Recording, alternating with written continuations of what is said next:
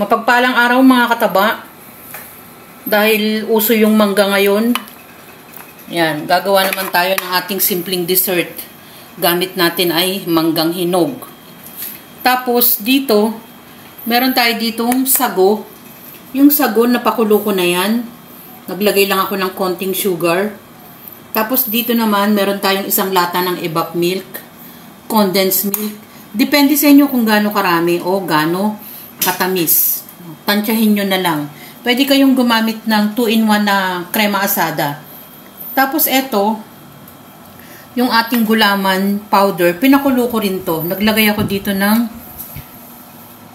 3 baso ng tubig doon sa ating gulaman powder. Yellow na gulaman ang ginamit ko dito.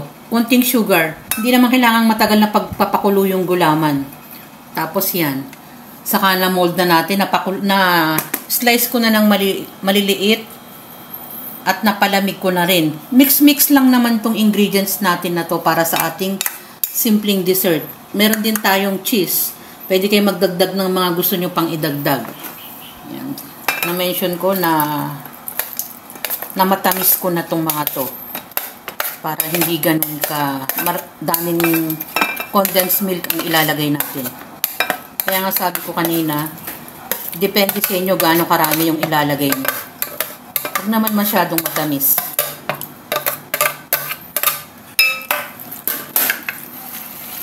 Tapos yung cheese,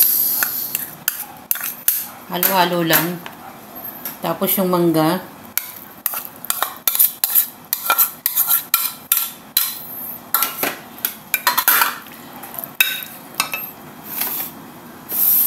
Lagay natin sa ref after natin ma-mix. Ayan. Yung ating sago. Yung sago binababad ko sa tubig para hindi masyadong magdikit-dikit. Kahit na matamis ko na yan. Makikita nyo parang may puti. Pero okay lang yan kasi luto na yan. Tapos yung ating evap milk. Lagay na natin lahat.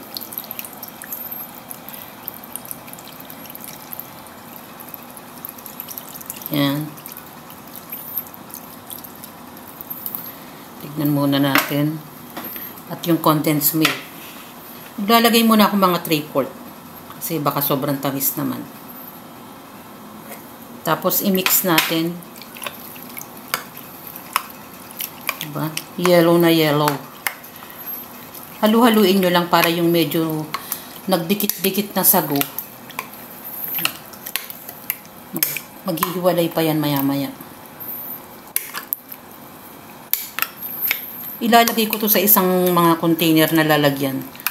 Hindi natin basta ilalagay dito sa ating bowl.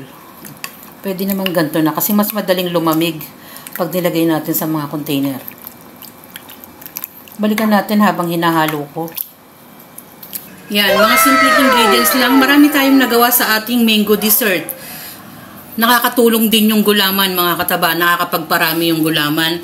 Isang lata lang ng evap at condensed milk. Nilagyan lang natin ng mga dagdag na ingredients tulad ng sago at cheese. Bahala na kayo kung ano pang gusto nyong idagdag sa ating simpleng dessert. Mas maganda pag ilagay nyo sa container.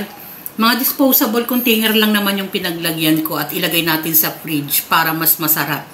Pag lumamig yan mga kataba, mas masarap kainin. Yan yung ating simpleng dessert na gamit natin ay manggang hinog. Enjoy, kumain, at maging masaya. Salamat sa panonood! At bye! Ingat mga kataba!